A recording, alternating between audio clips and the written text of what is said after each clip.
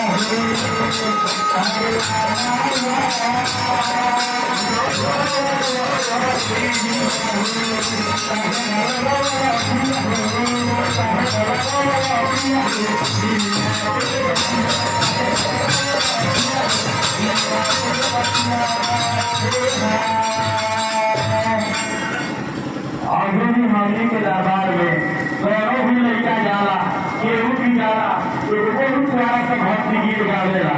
और गीत के भाव बा कौन भाव हट प्यास से गीत के भाव ऐसा बा कहे के बा कहे के बा कहे के बा गीत के भाव ऐसा बा कौन भाव हमने गाल पड़े कि माटी के मूर्ति से कटे मुस्काई ये जब गीत निकला है तो बहुत प्यार से आशीर्वाद मिला हम चाहते हैं कि हम गीत के गावत आनी बहुत सारे हमारे जितना भी भैया हमारे बहन के भी सुना था अगर एक रुपया आपको आशीर्वाद हम लोग मिलो तो हम आप ये के आगे तक बताना चाहिए कहे के बता कि माटी के मूर्ति से